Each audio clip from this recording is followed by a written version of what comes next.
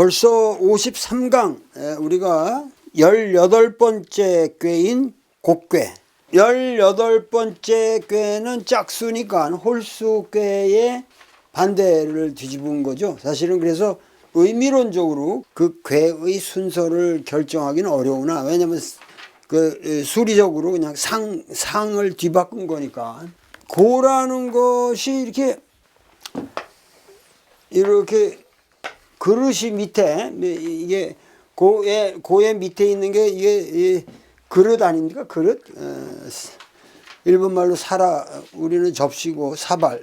근데 이게 각골문에 요렇게 해가지고 뭐 요렇게 돼 있는 게 벌레죠. 벌레가 들어있는 거거든요, 이게.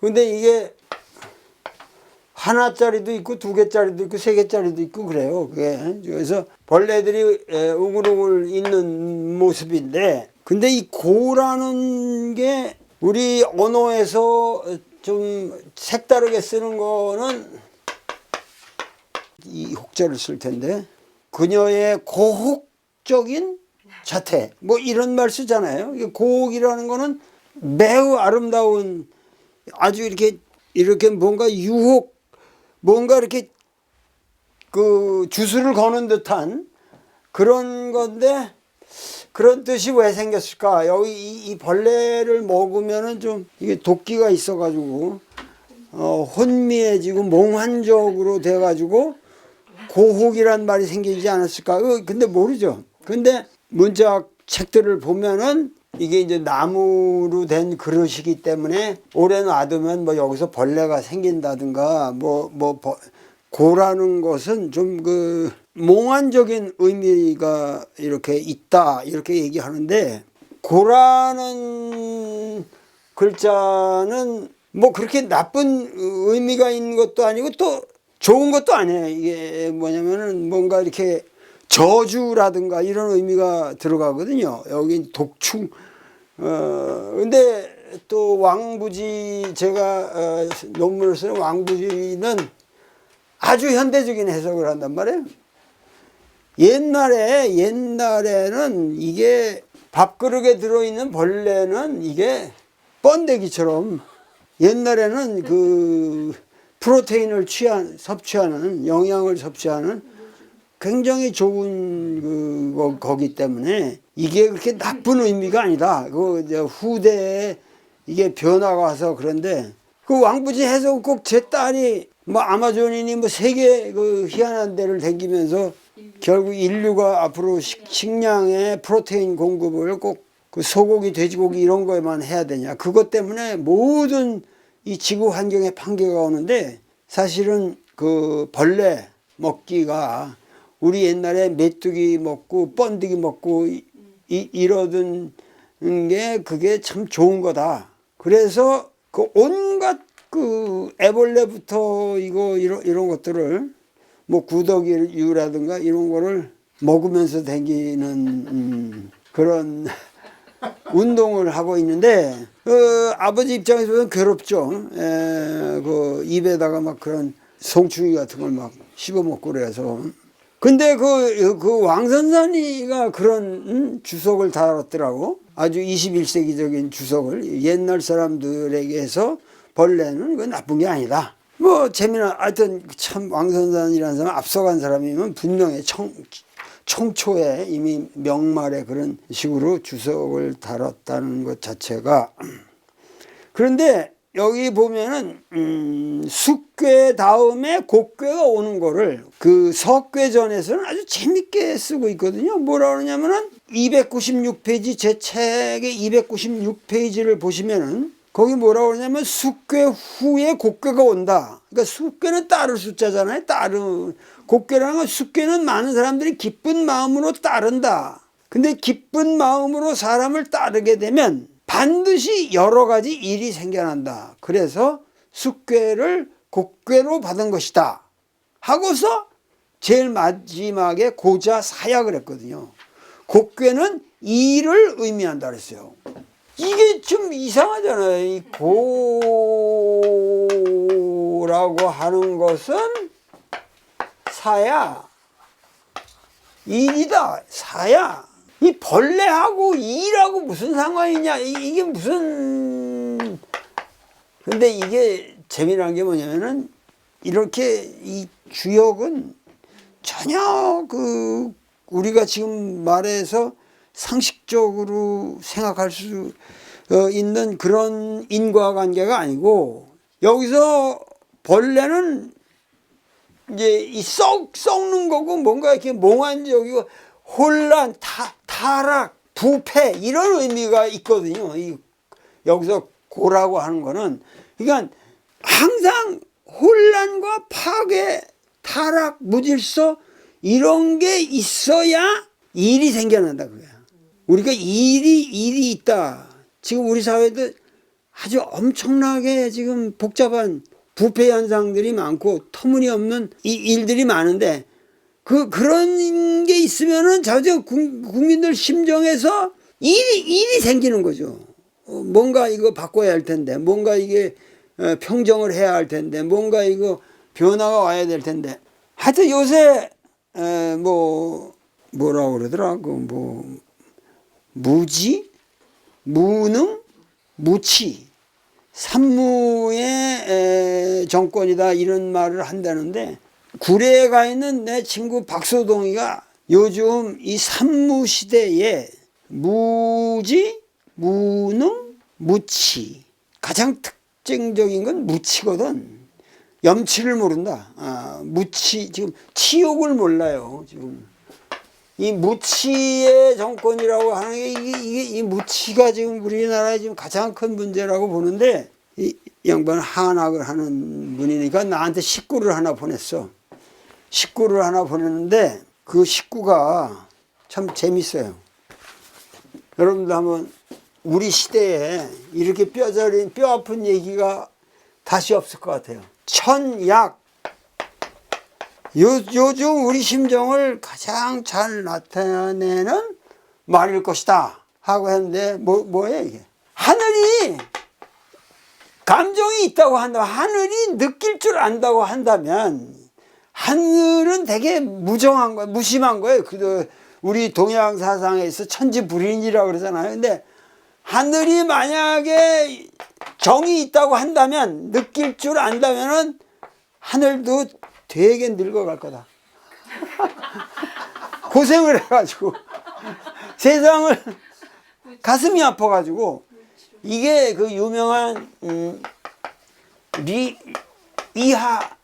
미하죠? 근데 이 이하는 이제 호를 장길이라고 그랬는데, 이 당나라 중기 낭만주의 시인의 대표적인 사람이죠. 근데 이태백이가 죽고 한 20년 후에 태어나요. 그러니까 이태백보다 한 두 제너레이션은 더 젊은 사람이죠. 근데 이태백은 선제고, 장길은, 이 사람이 호가 장길이기 때문에, 장길은 귀재다.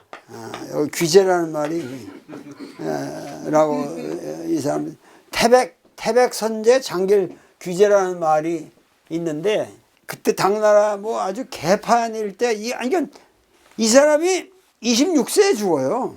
근데 어떻게 그 시가 대단한 시들이라고, 이 사람 시가. 뭐라고 하냐면, 거기를 쫙 떠나오면서 하는 말이거든, 이게. 그러면서 뭐냐면, 세란, 송객, 함양도.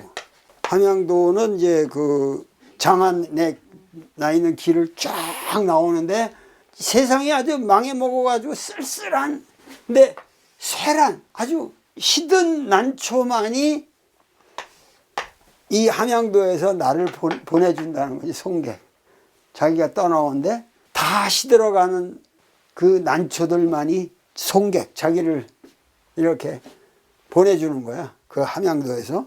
이 사람 시 중에 가장 유명한 사람들이, 중국 사람들이 얘기를 하는 게, 이 사람이 원래 그 과거 시험을 보려고 그러는데 다 봤으면 대구도 남았죠. 대천재인데, 아버지가 어떤 연루돼 있다 그래가지고 조사를 해가지고 이걸 거절을 한 거야. 그 과거장에 들어가는 거를. 그래가지고 나오면서 이런 말을 하거든. 자기 신세를 극도로 한탄하는 거죠. 그래서 이 미혼, 헤매는 혼, 아유 미혼, 내 혼은 이렇게 지금 완전히 좌절해서 그냥 다시 불러올 수도 없는, 그러니까 끊임없이 유랑하고 좌절만 하는 자기 인생을 얘기를 하면서 갑자기 이런 얘기 하거든. 얼마나 시원해. 수탉이 한 번 울면 천하백이라는 거는 나십 환하게 밝지 않을 수 없다는 거야. 한번, 그러니까 아무리 내가 이렇게 암흑 속에 있어도 언젠가는 수탉이 한 번 울면 쫙 밝아질 텐데. 이거 유명한 이 사람의 시죠. 아주 대단한 시예요. 이 사람 시는 아주 특별합니다. 근데 박소동이가 갑자기 요즘 자기 심정이 천약 유정 천영로라고 이하의 시를 오늘 받았는데 곡괴가 많이 생각이 나더라고. 곡괴의 이런 상황이. 근데 이 곡괴와 관련지어서 우리한테 가장 많이 알려진 장희빈 장희빈 얘기 있잖아요. 장희빈이라는 여자가 뭘 해서 그렇게 나중에 사약을 받냔 말이야. 그 무고라고 그러잖아요. 무고. 역사에서는 이 무고라는 게 있단 말이야. 무고지옥이라든가 뭐 무고라는 말이 있는데, 이게 사람이 형상을 만들어서 거기다가 이렇게 독침을 꽂아가지고 그 사는 데다가 묻어두면은 그 거기에 병이 생겨가지고 죽는다든가, 이게 뭐 말이 안 되는 얘기인데 실제로 좀 나쁜 모양이에요. 그렇게 하면 그런 현상이 많이 일어나는 모양이라. 그런데 장희빈이 이제 마지막에 그 희빈으로 다시 왕후까지 됐다가 다시 희빈으로 강등된 다음에 그러는 무고에 이걸 하잖아요. 근데 실제로 했나 봐, 그건. 근데 이게, 무고 얘기가 저기도 나오거든. 용담유사에도 나옵니다. 용담유사에도 한나라의 무고지변 얘기를 최수훈 선생이 얘기를 하거든요. 최수훈이라는 사람은 아주 지식이 해박한 사람이에요. 그래서 이 무고의 원조가 누구예요? 이 한무제 때란 말이야. 한무제 때 사건인데, 이 한무제라는 사람을 우리가 이해하려면은, 우리가 지금 동아시아 이 한국을 놓고 정말 이렇게 쫙 이 거대한 이걸 볼 적에 여기 지금 우리가 상징적으로 만리장성이라는 게 있다고 그러지만은 이 북방민족이라고 하는 게 이 세계가, 이게 우리가 고조선을 생각할 적에도 어떤 특정한 지역에 한정된 걸 갖다 우리가 고조선이다 이렇게 얘기를 하는데, 이 북방민족이라고 하는 거는 이게 완전히 소통된 하나의 전체지. 이게 그리고 지금 중국이라는 것도 우리가 중국 역사 이런 말 자체가 한국 역사, 중국 역사, 이게 잘못된 개념이라고. 우리가 중국 역사를 여러분 공부한다 그럴 때는 머릿속에 중국이라는 게 먼저 있고, 먼저 중국이라는 게 이 전체 지금 우리가 말하는 중국이라는 개념이 있고, 거기서 역사를 얘기하는 거예요. 근데 여러분들이 생각하는 중국이라는 건 사실은 이건 거의 청나라 강희대제 때 생겨난 강역을 가지고 그것이 이제 손문 모택동을 걸치면서 고착된 그저 최근 20세기의 역사를 가지고 얘기하는 거거든요. 우리도 한반도 그러면 여기다가 이렇게 하지, 여기서 그냥 요거를 가지고 우리 역사라고 그러고 있단 말이야. 그러니까 사실은 이게 지금 이 한무제라고 하는 인물 이전에 이제 진시황이라는 인물이 있잖아요. 진시황이 중국을, 이 대륙을 통일해서 하나의 통일 국가를 만들었다 그러지만, 진시황은 이 함양을 중심으로 해가지고 이 아주 작은 영역이에요. 이 사람이 실제로 힘이 미친 곳은.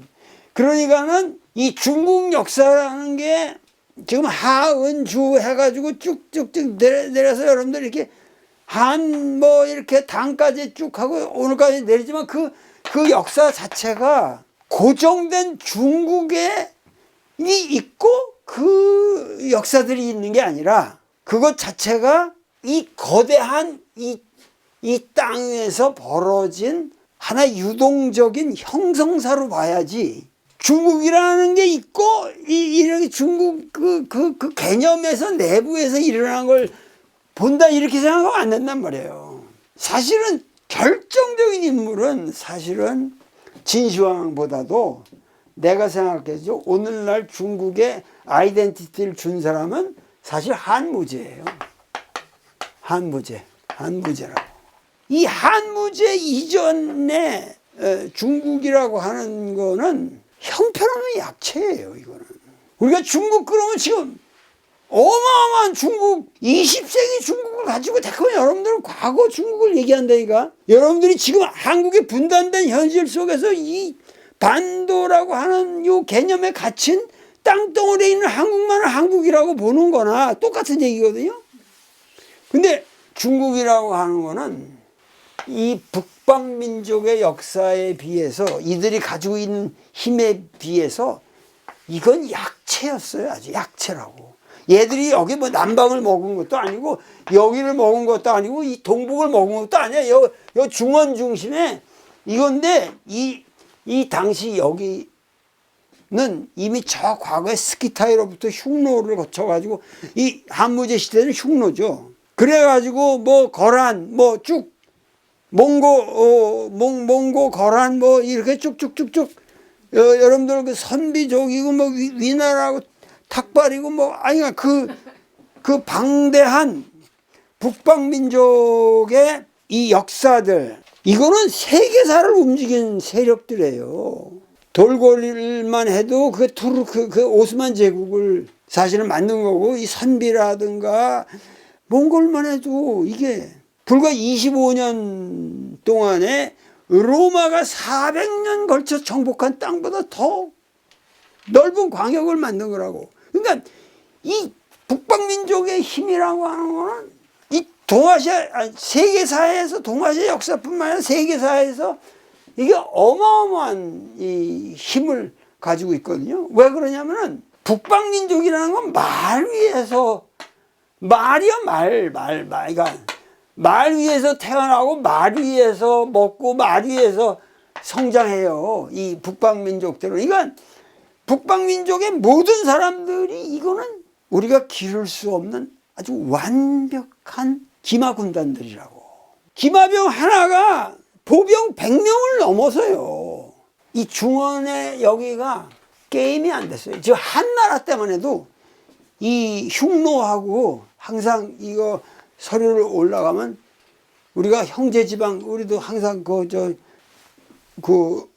남한산성의 인조 때 걔들이 내려왔을 때 형제지방을 따지잖아요. 중국에서 누가 형이고 누가 제겠어요. 한무제 이전에는 다 중국이 동생이라고 제라고. 그래서 여기다가 전부 황녀를 바쳐야 돼요. 황녀를 바치는데 여기 이쪽에 있는 얘들은 게임이 안 돼. 전투를 하면 백전백패 하는 거예요. 왜 우리가 그 고구려가 그렇게 대단한 이 고조선 문명이라는 걸 자꾸만 얘기를 하는 것이 이 고조선 문명이라는 것 자체가 이 기동성과 조직력과 창의성과 그 무한한 도전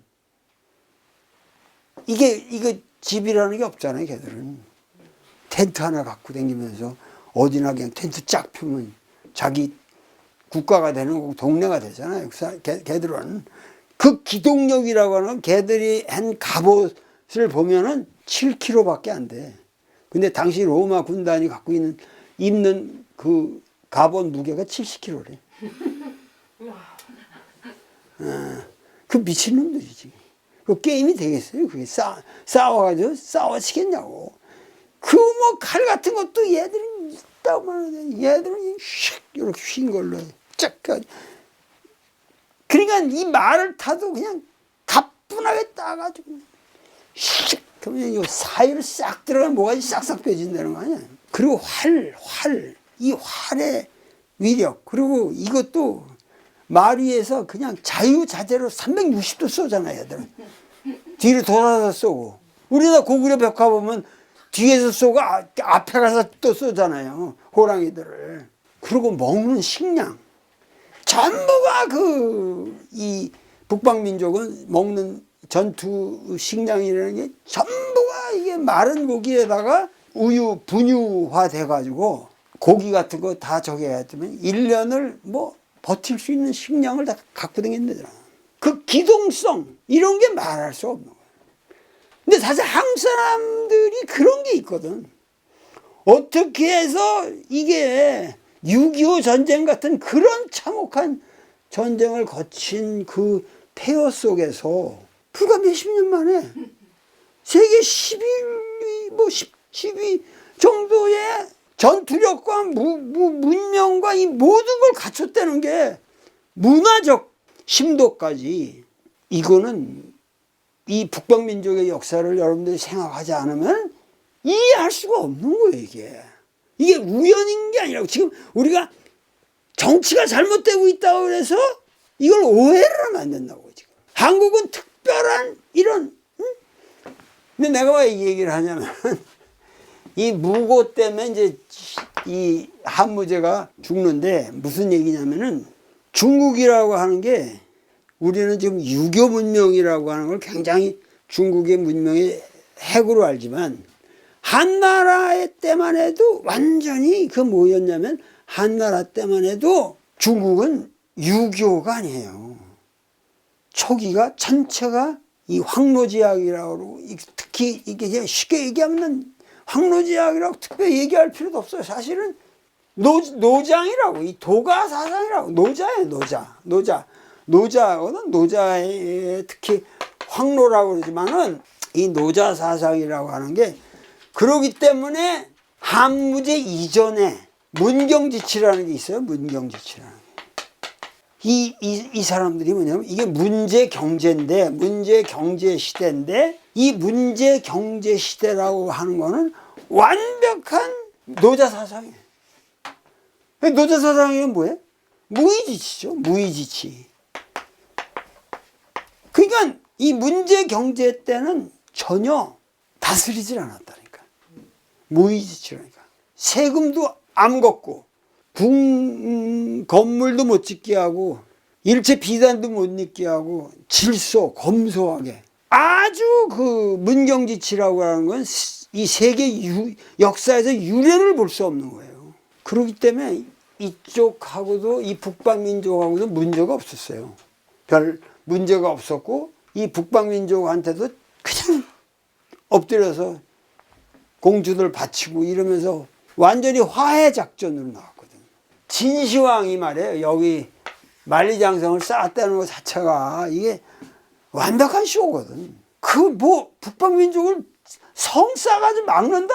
뭐야, 강희대제가 유명한 거 있잖아요. 그 강희대제가 그 북방에 이제 북경 위에 거기 가서 보고, 이거 우리가 좀 수리해야 되는데, 야, 이런데 이거 수리해가지고 무슨 중국을 이 나라를 이걸로 막을 수 있다는 거냐? 이건 하나의 심볼이고, 이건 엉터리 심볼이다.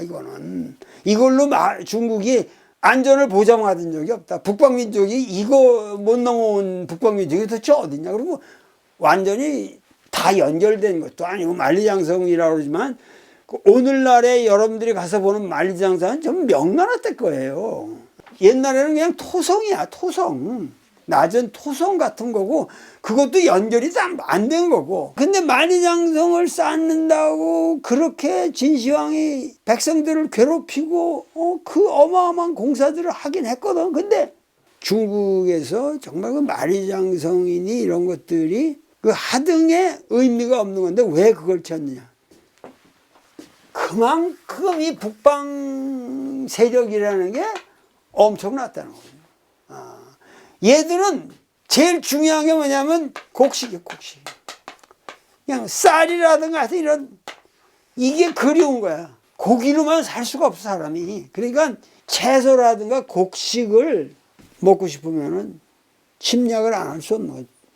그러니까 그런 것을 잘 이렇게 무역을 통해서 이걸 딜링을 잘하면 좋은데, 근데 재미난 거는 이 거대한 모든 이 북방의 이 거대한 세력들 중에서 이 왕중왕노릇을 한 게 이게 동북의 고조선이란 말이야. 왜냐면 고조선은 이게 몇천 년 동안 움직이지 않고 있었어요. 그럴 수 있는 이유가 뭔지 알아요? 여기는 농경이 동시에 가능했거든.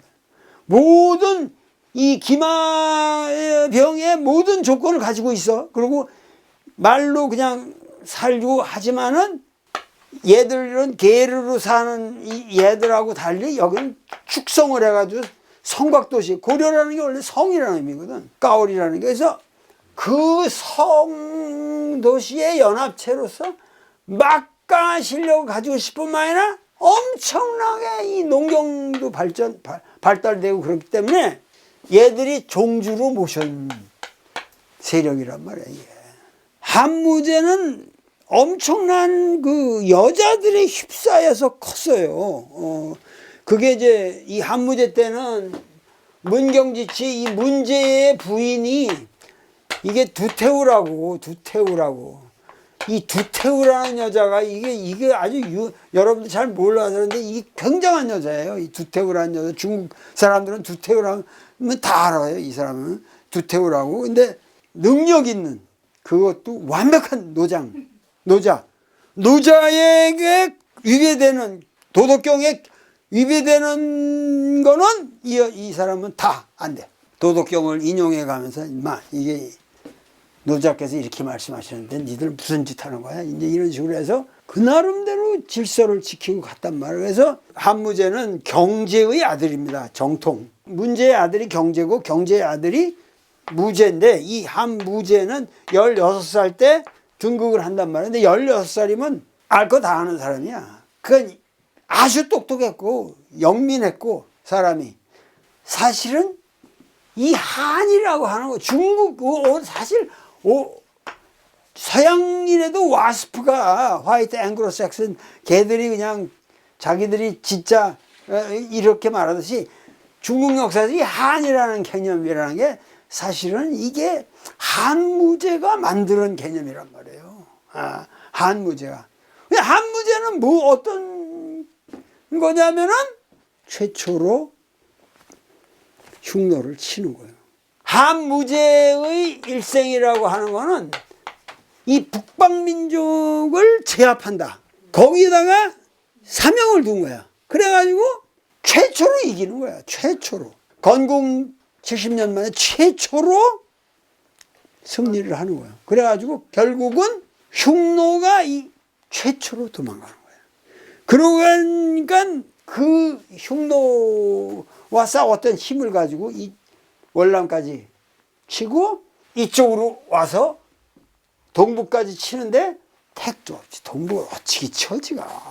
그 한사군이라는 게 그게 지금 우리가 알고 있는 그 한무제가 와서 뭐 고조선을 멸망시키고 거기서 한사군을 설치했다. 그 말이 안 되는 거지. 우리 고조선이라고 하는 거는 이 한무제가 설치하는 한사군이라는 개념은 거기도 뭐 4군도 아니고 3군이지만은 여기 요하에 여기 난하하고 이쪽 요 사이에서 있었던 얘기들이지, 이 방대한 고조선 제국은 관계가 없는 역사예요. 그러니까는 하여튼 진짜 강성한 중국을 최초로 만든 거예요. 그러니까 진시황은 기존의 춘추 전국시대 전국의 난맥상을 내적으로 통일한 건데, 그것보다는 이 북방민족과 대등한 세력으로 만든 게 한무제란 말이야. 그 전에는 우리가 지금 저 춘추 전국을 얘기하고 그러지만 그 시대에는 이쪽 고조선 북방민족의 그 시선에서 보면은 이거는 쪼잔한 어린애들. 그러니까 그 누구야 그 광개토대왕도 저쪽으로 쳐다보지도 않잖아. 이쪽으로만 지금 우리 삼안 지역으로 눈을 돌려서 항상 나가잖아. 그러니까 여기서 내가 왜 얘기를 하냐면은 한무제는 사랑하는 부인이 그게 저 원래 중전은 애를 못 낳아가지고 이제 폐위되고 그 자기 누이 집에 갔다가 거기서 그 가수 노래 부르는 여자를 보니까 이 절세미인이거든. 노래도 잘 부르고. 그러니까 마음이 끌렸지. 그 누이가 너 얘를 데려가려냐? 그래가지고 붙여준단 말이야. 근데 또 이 밑에서 태자가 나오거든. 그 태자가 돼가지고 얘가 결국은 왕후가 됐는데 무질서하게 그렇게 출격해서 계속 전쟁만을 하고 살았기 때문에 이게 모든 게 엉망이 된 거예요. 그래가지고 그 주한세라는 놈이 이 위황후 그 노래 부르는 여자 그 여자 라인을 전부 제거를 해버리는 게 이걸로 하는 거예요. 그냥 자기들 죽이고자 하는 세력을 가서 인형을 묻어놓고 이들이 이러이러한 짓을 해서 무죄 당신마저 해치려고 어디다 다 숨어놨습니다. 그것이 가서 봐보면 있어요. 나오니까. 그대로 알리바이가 성립되는 거야, 이게. 그 나중엔 태자, 하고 이 강충이라는 놈이, 강충이라고 하는 놈이, 아주 사악한 놈인데, 이 강충이라는 놈이. 이 강충이라는 놈이 태자 거를 음해를 하는 거지. 속속들이 그냥 나무 인형이 나오니까. 그래가지고 이 태자가 이제 이 강충을 죽여버리거든요. 죽여버려. 근데 그게 계속 그 무죄한테 이게 들어가는 거야. 그래가지고 아무 이유도 없이 그 강충이라는 놈의 그 협잡에 의해서 이 무고의 난에 결국 아들이 죽고 그 사랑하던 부인 위황후마저 자살을 하고 죽은 사람이 한 30만 명 되네. 이 무고에 이게 뭐 1, 2명이 아니에요. 몇십만 명이 죽은 거예요. 결국 그 한무제가 한이라고 하는 아이덴티티를 최초로 만든 사람인데 이 무고로 곡괴의 이 고로 그렇게 처참하게 죽어요. 나중에 비참하게 나중에 무죄임이 쌩쌩 거짓말이라는 게 드러나거든 나중에. 그래가지고 땅을 치면서 통곡을 하고 뭐 집을 짓고 뭐 사당을 지어봐야 무슨 소용이냔 말이야. 영조가 그냥 사도대자 죽이고 나서 뭐 여기 서울대학병원 있는 자리에다가 뭐 경복궁이라고 그런 거랑 똑같은 건데 그 처참하게 그 몇 년 있다가 이제 무죄는 죽어요. 그러니까 이 무고지사 최수은이가 이 꼴 아니냐. 지금 나라가 혼란한 게 이 한무제의 이런 처참한 말로나 지금 우리가 처한 현실이 비슷하다. 그리고 개탄하는 장면이 수은 선생에 나온단 말이야. 그러니까 결국은 이 역사라는 게 오늘날 이렇게 볼 적에 얘기가 나오면 딱 짧게 한마디만 할게요. 여러분들이 꼭 볼만한 영화가 하나 있어요. 그게 뭐냐면 올빼미라는 영화인데 물론 픽션입니다. 그 영화 자체의 진행되는 그러나 그 영화 전체가 아주 잘 짜였고 픽션이지만 내가 보기엔 철저한 리얼리티를 가지고 있어요. 여러분들이 실제로 광해로부터 인조를 거쳐서 그러니까 지금 이 홍타이지한테 끌려간 이 소현세자가 귀국해가지고 독살인 것은 확실하거든. 그 실록에 정확하게 쓰는데 여기 뭐 눈, 코, 입에서 다 피가 흘러나와 저기 됐다는데 그 사건을 다룬 영화인데 원래 안 감독이 원래 그 왕의 남자를 만든 조감독이었다고. 이준익 감독의. 그런데 뭐 15년인가 아무 말하고 침묵하고 있다가 이걸 들고 나온 거야 지금. 이게 내가 보기엔 한국 사극으로서는 탁월한 사극이라고 봅니다. 제가 여태까지 한국 사극을 본 것 중에는 the best, 거의 베스트로 꼽는데, 내가 이걸 얘기하는 거는 지금 결국은 역사라는 게 지금 우리가 당면하고 있는 이 역사를 여러분들이 어떻게 이해하냐 이건데, 이 한무제만 해도 문경지치가 있어가지고 그 에너지가 축적된 상태에서 무제가 그거를 똑똑하게 이제 그 한나라를 정립시키는 그 전쟁을 효율적으로 수립해가지고 강토 영역을 최초로 만들고 당 제국의 기초를 벌써 한나라 때 한무제가 닦은 거예요 지금. 그런데 우리나라로 친다면은 지금 사실은 이방원이라는 친구가 엄청난 인물이란 말이야. 이방원이가 조선 왕조를 갖다가 기초를 닦은 거예요. 그래가지고 이 축적한 에너지를 가지고 세종이라는 인물이 나오는 거야. 근데 이 세종의 이 역사를 완전히 망가뜨린 게 세조란 말이야. 내가 보면 세조가 이걸 찬탈을 해가지고 질서를 뒤바꿔 놓은 거예요. 지금 훈구 세력과 뭐 살인들 이래가지고 이 살인 세력이 쭉 성장을 하는데, 그래서 역사가 쭉 조광조 시대를 거쳐가지고 이렇게 중종을 거쳐서 하는데, 이게 선조라는 인물이 이놈이 진짜 야비한 놈이란 말이야. 그런데 그래가지고 여기서 임진왜란이라는 걸 역사를 거치잖아요. 그 뒤로 누구야?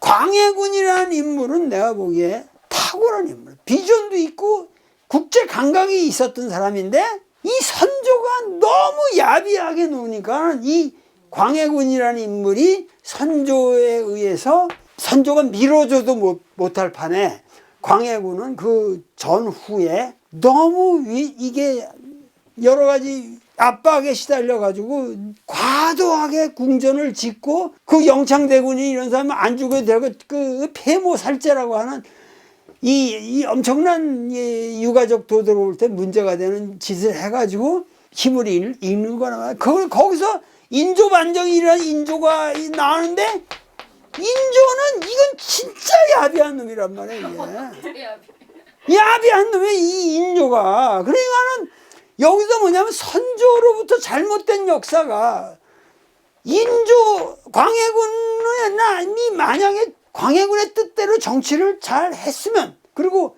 이 북인들 이거 여기서 상당히 좋은 세력들이 많이 있었단 말이야. 그러니까 이 인조가 했는데, 이 인조 밑에서 뭐예요? 소현세자가 끌려갔다가 오는 거 아니에요. 그러니까 소현세자는 당시에 우리 조선조가 갖지 못한 모든 지적인 자산을 청나라 가서 흡수해 온 사람이에요.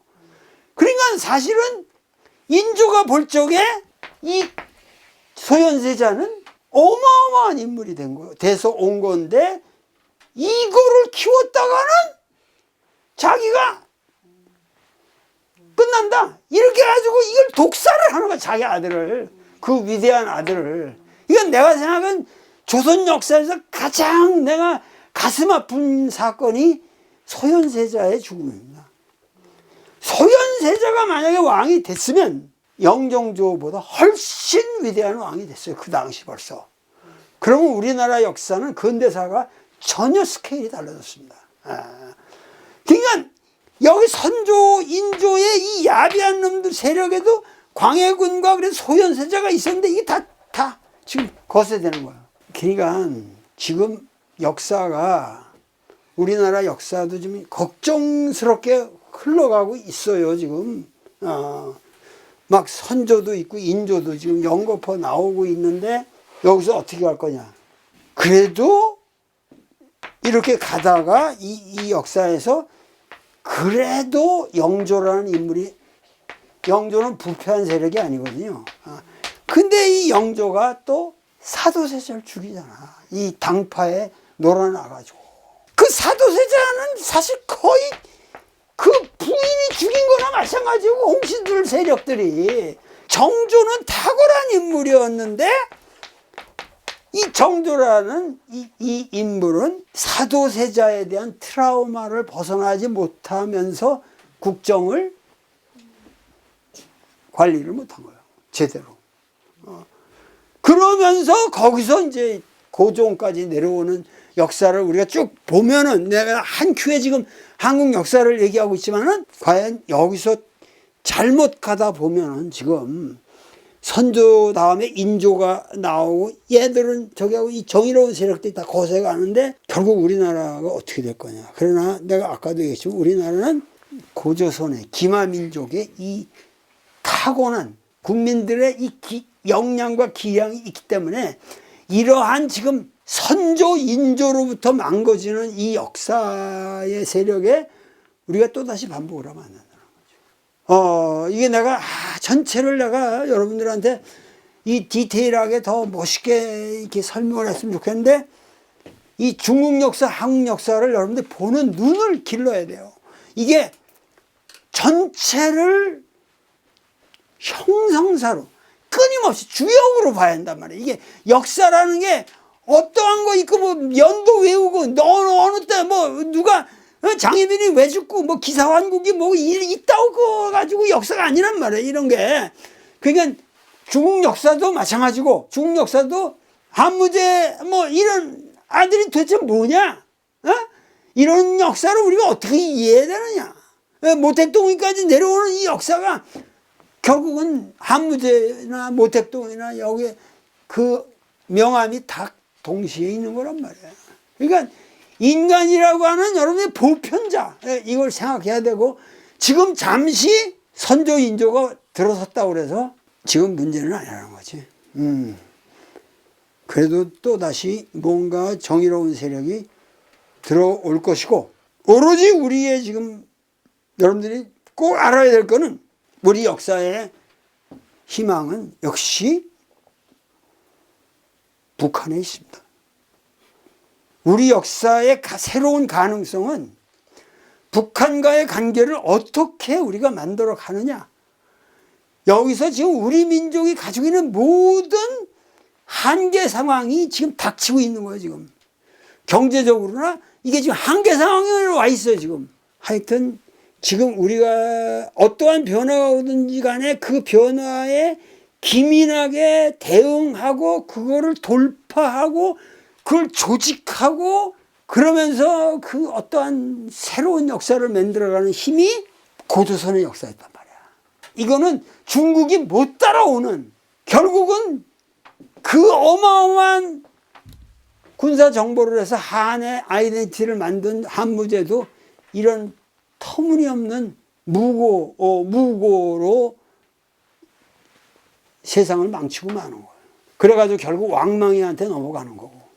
이게 역사를 좀 이 거시적으로 여러분들이 전체적으로 이해를 해야 돼요. 그래가지고 거기서 이게 뭐냐 도대체.